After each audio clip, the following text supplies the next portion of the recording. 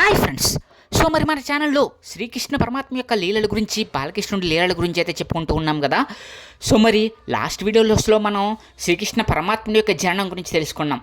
ఆ తర్వాత వీడియోస్లో మనం శ్రీకృష్ణుడికి అలాగే కృష్ణుడికి కుచేలుడికి ఉన్నటువంటి ఒక గొప్ప ఫ్రెండ్షిప్ అలాగే స్నేహబంధం సంబంధించినటువంటి లీలలు మనం తెలుపుకున్నాం కదా. మరి ఈరోజు అటువంటి శ్రీకృష్ణ లీలలో ఒకటైనటువంటి పోతన సంహారం గురించి కూడా చెప్పేసుకుందాం. బాలకృష్ణుడు మీదకి వచ్చినటువంటి రాక్షసిని, బాలకృష్ణుడు సంహరిందామని వచ్చినటువంటి రాక్షసిని మరి ఏ విధంగా సంహరించి ఆమెకి ఉత్తమ గతిని ప్రసాదించాడో శ్రీకృష్ణ పరమాత్మ అయినటువంటి బాలకృష్ణుడు ఈరోజు మనం చెప్పేసుకుందాం. ఎవరైనా కనుక ఫస్ట్ టైం మన ఛానల్ చూస్తున్నట్లయితే కనుక సబ్స్క్రైబ్ చేసుకుని పక్కన ఉన్న బెల్ ఐకాన్ని క్లిక్ చేసేయండి ఫ్రెండ్స్. సో మా ఛానల్ చూస్తున్నారు కానీ సబ్స్క్రైబ్ చేసుకోవట్లేదు, అలాగే ఈ వీడియోని స్కిప్ చేయకుండా చివరి వరకు చూడడానికి ట్రై చేయండి. మీరు చేసేటువంటి చిన్న లైక్ అనేది నేను మరిన్ని వీడియోస్ చేయడానికి కారణం అవుతుంది, కాబట్టి దయచేసి మా వీడియోని అయితే లైక్ చేయండి. బాలకృష్ణుడి గురించి విన్నా, అలాగే చదివినా, అలాగే ఎంతో గొప్పగా మరి భాగవతం అనేది శ్రీకృష్ణుడి లీలలు అనేవి ఎంత విన్నా కూడా తనివి తీరవనమాట. శ్రీకృష్ణ పరమాత్మ చేసినటువంటి లీలలు అన్నీ ఇన్ని కాదు, మరి అటువంటి లీలల్లో ఒకటే ఈ పోతన సంహారం అనమాట. సో కంసుడు పోతనని మరి శ్రీకృష్ణ పరమాత్మ మరి తనకు వ్యతిరేకంగా తన మృత్యువు జన్మించిందని ఆకాశవాణి చెప్పగానే సో మరి వెంటనే కూడా మరి శ్రీకృష్ణ పరమాత్మ ఒక రాక్షసిని, భీకరమైన రాక్షసిని, మరి చంటి పిల్లవాళ్ళు ఎవరైనా కనబడినా కానీ మరి ఏ నగరంలో ఎక్కడ కనిపించినా కూడా వాళ్ళందరినీ కూడా సంహరించమనేటి చెప్పి మరి పోతన అనే రాక్షసిని అయితే పంపించడం జరిగింది. ఈ పోతన అనేటువంటి భయంకరమైన రాక్షసి మరి మారు రూపం దాల్చి ఒక అందమైనటువంటి స్త్రీగా, అద్భుతమైనటువంటి ఒక స్త్రీగా, చూడడానికి మరి ఎంతో అద్భుతంగా ఆనందంగా అందరినీ కూడా ఆకట్టుకునేటువంటి విధంగా రూపం దాల్చి మరి నగరం మొత్తం, ఊరూర నగరం మొత్తం తిరుగుతూ కనిపించినటువంటి చిన్న పిల్లలందరినీ కూడా తనదైన శైలిలో మరి తను పాలిచ్చి మరి తనదైన శైలిలో తాను చిన్నపిల్లలకు పాలిస్తున్నట్టు ఇచ్చి ఆ పాలలో విషపూరితమైనటువంటి ఆ యొక్క పాలతో చిన్నపిల్లలను అయితే సంహరించేది. మరి ఆ విధంగా మరి శ్రీకృష్ణ పరమాత్మ కోసం వెతుకుతూ ఉండగా మరి బృందావనంలోకి అయితే అడుగు పెట్టడం జరిగింది ఈ భయంకరమైనటువంటి రాక్షసి. మరి మారు రూపం ధరించి ఎంతో అందమైనటువంటి స్త్రీ రూపంలో మరి ఎవరైనా చూస్తే గనక మరి ముగ్ధులైపోయేటువంటి విధంగా తన రూపం మార్చుకుని బృందావనంలో ఉన్నటువంటి మరి బాలకృష్ణుడి గురించి తెలుసుకుని వెంటనే బృందావనంలో ఉన్నటువంటి కృష్ణుడి యొక్క నివాసానికైతే వస్తుంది. అప్పటికి శ్రీకృష్ణ పరమాత్మ మరి అన్నీ తెలిసినా కానీ ఏమీ తెలియనటువంటి మరి బాలకృష్ణుడి రూపంలో మరి చిన్నపిల్లడి రూపంలో ఉయ్యాల్లో అయితే ఆడుకుంటూ ఉన్నాడనమాట. మరి ఆ యొక్క చిన్న బాలుడు ఉన్నాడని తెలుసుకున్నటువంటి పోతన వెంటనే కూడా మరి యశోద ఉన్నటువంటి మరి ఆ యొక్క శ్రీకృష్ణ పరమాత్మ ఉన్నటువంటి ఆ యొక్క గదిలోకి వచ్చి మరి శ్రీకృష్ణ పరమాత్మని మరి ఆ యొక్క విధంలోకి ఆ యొక్క గోపికలు ఉన్నటువంటి ఆ యొక్క గోపబాలు ఉన్నటువంటి ఆ యొక్క ఇంట్లోకి అయితే రావడం జరిగింది. వెంటనే ఈమెను చూసినటువంటి మరి యశోద అలాగే మిగిలిన గొప్ప స్త్రీలందరూ కూడా ఈమెను అందానికి ముగ్ధురాలైపోయి ఈమె ఎవరో కానీ అచ్చు మహాలక్ష్మీదేవిలో ఉందని చెప్పేసి ఈమెనైతే లోపలికి ఆహ్వానించడం జరిగింది. వెంటనే ఈమె ఊయల్లో పడుకుని ఆడుకుంటున్నటువంటి బాలకృష్ణుడిని చూసడం జరిగిందనమాట. మరి వెంటనే ఈమె ఆమె యొక్క బాలకృష్ణుడి దగ్గరికి వెళ్ళి మరి వెంటనే తన పాలైతే ఇవ్వడానికి తన పాలిచ్చి పరమాత్మని శ్రీకృష్ణ పరమాత్మని సంహరించాలనే ఉద్దేశంతో వెంటనే తన తల్లిగా ఆలోచించే విధంగా మరి తాను పాలిచ్చి శ్రీకృష్ణ పరమాత్మని ఎలాగైనా సరే ఆ యొక్క విషపు పాలతో సంహరించాలని అయితే మరి రావడం జరిగింది. ఆ విధంగానే అనుకున్న విధంగానే శ్రీకృష్ణ పరమాత్మని దగ్గర తీసుకోవడం జరిగింది. శ్రీకృష్ణ పరమాత్మ ఏమి తెలియనట్టు అన్నీ కూడా ఆడుకుంటూ తన దివ్య లీలలు అన్నీ కూడా మరి హ్యాపీగా ఆడుకుంటున్నట్టయితే నటించడం జరిగింది. ఆ విధంగా ఆడుకుంటున్నటువంటి బాలుని తీసుకోగానే మరి యశోద మిగిలిన గోపాలు అందరూ కూడా ఎవరు నువ్వు ఈ విధంగా మరి పిల్లోని ఎందుకు తీసుకుంటున్నావు అని అంటే తాను వెంటనే తన వికృత రూపంతో తాను అయితే మరి ఆ విధంగా అందరినీ కూడా భయపెట్టే విధంగా అయితే చూడడం జరిగింది. దీంతో మరి ఎవరూ ఏమీ చేయలేకుండా అక్కడికక్కడే ఆగిపోయారు. వెంటనే ఆమె శ్రీకృష్ణ పరమాత్మని దగ్గర తీసుకుని మరి తాను అయితే తనకు సంబంధించినటువంటి ఆ యొక్క చనుబాలను అయితే ఇవ్వడం జరిగిందంట. శ్రీకృష్ణ పరమాత్మని పిల్లవాడిగా భావించి తనొక తల్లిగా మరి ఇవ్వడం అయితే జరిగింది.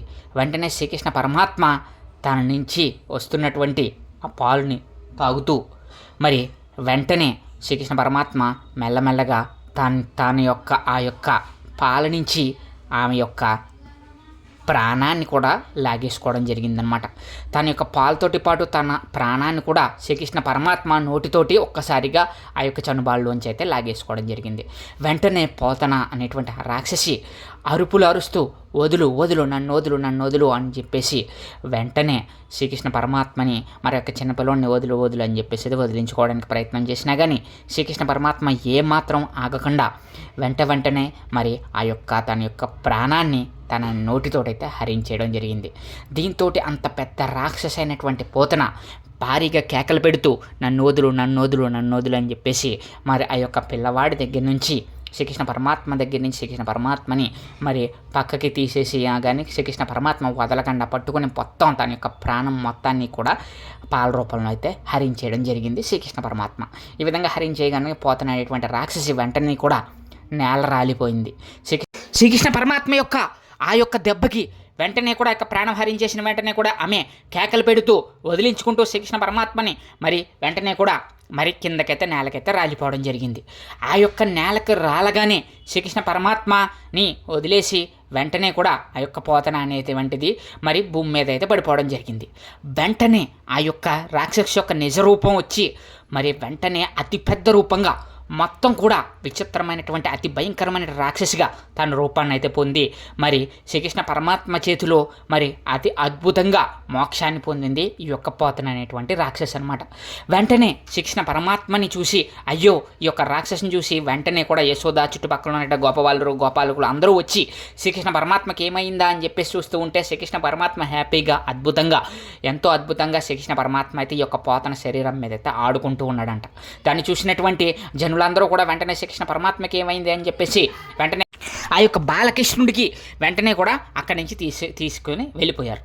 సో వెంటనే కూడా అందరూ కూడా ఆశ్చర్యపోయారు. అసలు ఇంత భయంకరమైనటువంటి రాక్షసి ఆ మారు రూపంలో వచ్చి మరి శ్రీకృష్ణ పరమాత్మని ఏం చేయబోయింది, అసలు ఆ యొక్క గోపాలుణ్ణి ఏం చేయబోతుందని చెప్పేసి అందరూ కూడా ఎంతో దుఃఖంలో మునిగిపోతూ శ్రీకృష్ణ పరమాత్మని వివిధ రకాలుగా కూడా ముద్దాడి వెంటనే కూడా శ్రీకృష్ణ పరమాత్మకి వెంటనే కూడా దిష్టి లాంటివి తీసి వెంటనే కూడా కృష్ణ పరమాత్మని అయితే తీసుకుని వెళ్ళిపోవడం జరిగిందంట. ఆ విధంగా అయిపోయిన తర్వాత ఏమైందంటే ఈ యొక్క పోతన శరీరం అనేది మొత్తం ఆ యొక్క అద్భుతంగా ఎన్నో విధాలుగా మొత్తం అంతా కూడా భారీ శరీరం అంతా కూడా భూమి మీద పడిపోయింది కదా. ఆ యొక్క శరీరానికి అంత్యక్రియలు నిర్వహిందామని చెప్పేసి మరి అందరూ కూడా వచ్చి ఆ రాక్షసుని చూసి ఆశ్చర్యపడి భయపడిపోతూ ఆ యొక్క అంత్యక్రియలు చేద్దాం అనుకుంటే ఆశ్చర్యం ఏంటంటే ఆ పోతన శరీరం నుంచి ఆ పోతన ఉన్న చోట చుట్టుపక్కల అంతా కూడా సువాసనలు వెదజల్లుతున్నాయంట.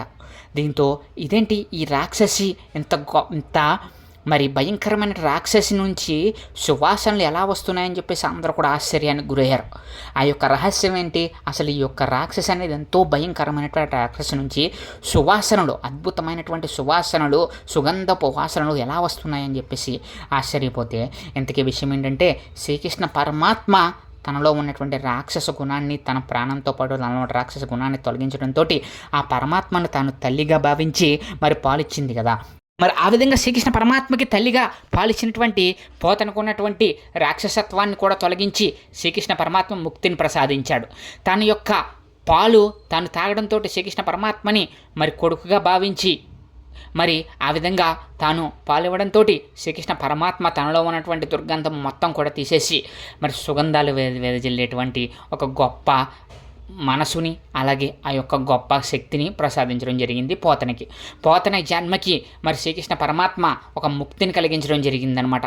తనను చంపడానికి వచ్చినటువంటి రాక్షసుకు కూడా కృష్ణ పరమాత్మ మరి ఆ విధంగా గొప్పగా ముక్తిని ప్రసాదించి మరి గొప్ప పునర్జన్మ లేకుండా మరి ఆ యొక్క పోతన రాక్షసిని అయితే మరి ఆశీర్వదించి ఆ యొక్క గొప్ప ముక్తిని అయితే ప్రసాదించడం కలిగింది. ఆ విధంగా శ్రీకృష్ణ పరమాత్మకు పాల్గొనడంతో తన యొక్క శరీరం మొత్తం కూడా సుగంధ ద్రవ్యాలతో నిండినటువంటి వాసన, మరి ఎక్కడా కూడా ఇంత దుర్వాసన లేకుండా మరి సుగంధ ద్రవ్యాలతోటి ఎంత గొప్పగా ఉన్నటువంటి వాసన మొత్తం కూడా బృందావనం మొత్తం కూడా అలరించిందంట. ఆ పోతన్ని కాలుస్తూ ఉంటే ఆ కాల్చినటువంటి పొగల నుంచి కూడా అద్భుతమైనటువంటి సువాసన బృందావన వాసులు మొత్తం కూడా పీల్చి అద్భుతంగా ఈ యొక్క ఆస్వాదించడం జరిగింది. మరి శ్రీకృష్ణ పరమాత్మ లీల అనేది ఎంతో అద్భుతం కదా.